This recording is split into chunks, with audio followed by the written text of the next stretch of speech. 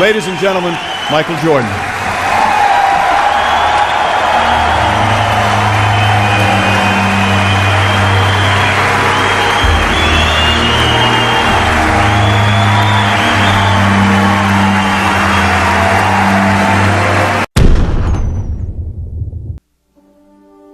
Every day, the first person there before the sun would be Jordan.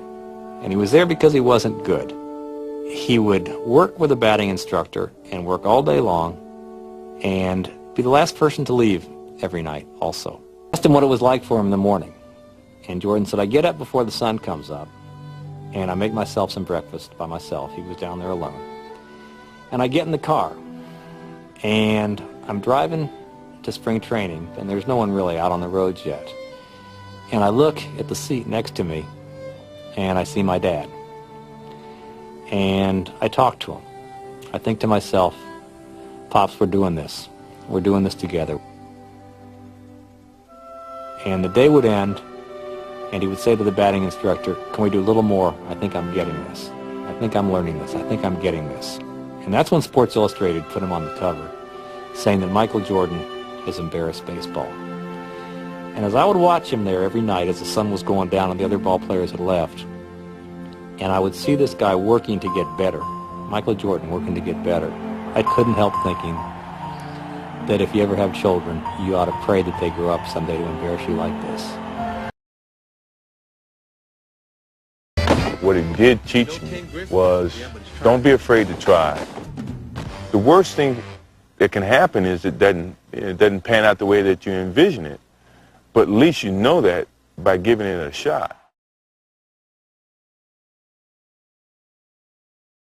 You never succeed without that possibility of failure. I mean, each time that I do something, I can go win or I can lose.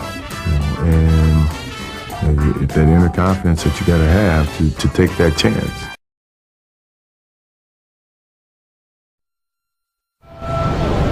Maybe it's my fault.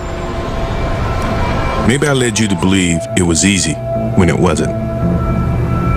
Maybe I made you think my highlights started at the free throw line and not in the gym. Maybe I made you think that every shot I took was a game winner. That my game was built on flash and not fire. Maybe it's my fault that you didn't see that failure gave me strength, that my pain was my motivation. Maybe I led you to believe that basketball was a God-given gift and not something I worked for every single day of my life. Maybe I destroyed the game. Or maybe you're just making excuses. Everything that I've done in my life, I've taken a chance in either succeeding at it or failing at it. But I've taken that chance, and I will not let the opportunity of failure stop me from doing something that I truly enjoy doing. Jones to Jordan, left at the top of the key, shoots from there, he scores! Jordan scores! Jordan scores! The Wizards win 93-92!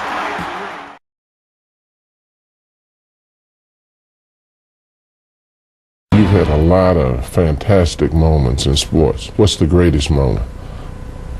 I mean, what started everything, you should Don't say that. Don't say the shot against Jordan. Yeah, that was the greatest moment because I think that took me from if I had any doubts about playing on college level or playing with the big guys, that shot gave me the confidence that I belonged where I was, and that it was, if you put your mind to doing whatever you want to do, good things can happen, so before anything else happened with Michael Jordan outside of that game and against you guys, that shot gave me the idea that I could be better than what people think, and I can, surpass any expectations that I may have for myself.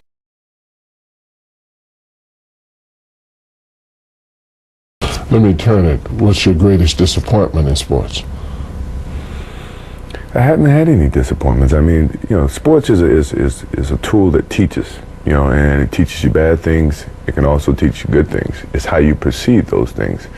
I've looked at every experience that I've had, negative and positive, and taken that as a positive. You know, if I wouldn't change anything because I think it would alter some of the other things that happened. You know, so when I look back, I can't say that I've had any bad things happen. Sure, I mean, you don't want bad things to happen, but you deal with bad things. You can't have good or without bad.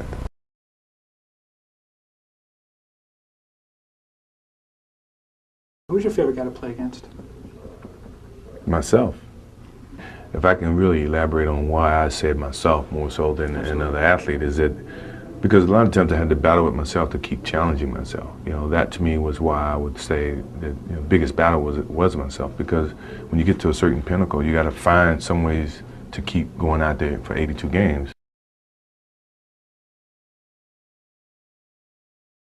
My competitive drive is far greater than anyone else that I've met. You know, I think that I thrive on that. I think that's my biggest motivation in life. You know, is to compete. You know, find different competitions in certain things in life and try to overcome that. You know, be it positive or negative. But I have yet to meet someone who is as competitive as me. You know, and I just feel that much confident about my competitive drive.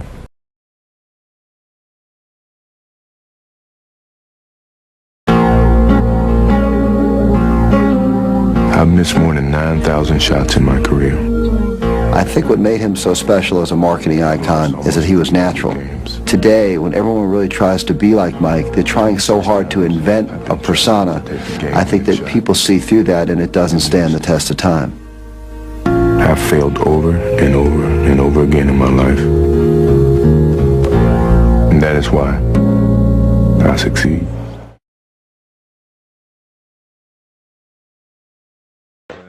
He runs his corporate empire from high atop Chicago, the city that made him famous. Could you have imagined when you first started playing that one day you'd be sitting up here running a company that's worth $500 million? No. I never really thought about it. All I thought about was doing what I was good at and letting that open up a lot of opportunities for me and choosing from that point on.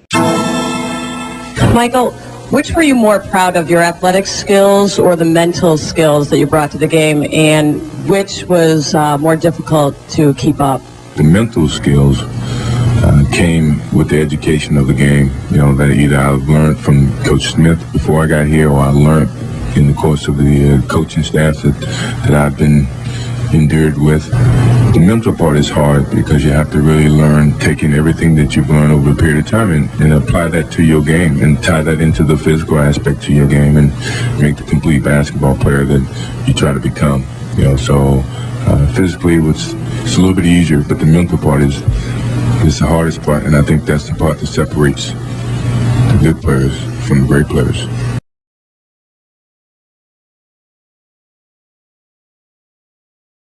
There's a lot of conversations about what your game is capable of achieving, and I'm a firm believer that if you have a good game, your game is going to say that. You know, you don't have to say it. So I guess it's trying to play down some of the trash talking, you know, animosity that's in words and the whole promotional thing. Let your game be your promotion, your marketing tool, and that was our whole era. You know, our game gave the labels of what our basketball skills were, and then the marketing came back around that. Now it's changed, you know.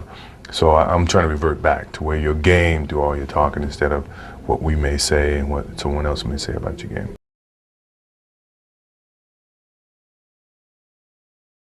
As you leave the game, what message do you want to leave to young athletes that are coming on? Be true to the game, because the game will be true to you. If you try to shortcut the game, then the game's going to shortcut you. If you put forth the effort, you know, good things will be bestowed upon you.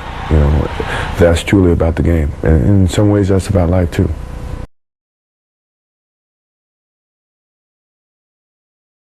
One day you might look up and see me playing the game at 50. Oh, don't laugh. Don't laugh. Never say never. Because limits, like fears, are often just an illusion. Thank you very much. Look forward to it.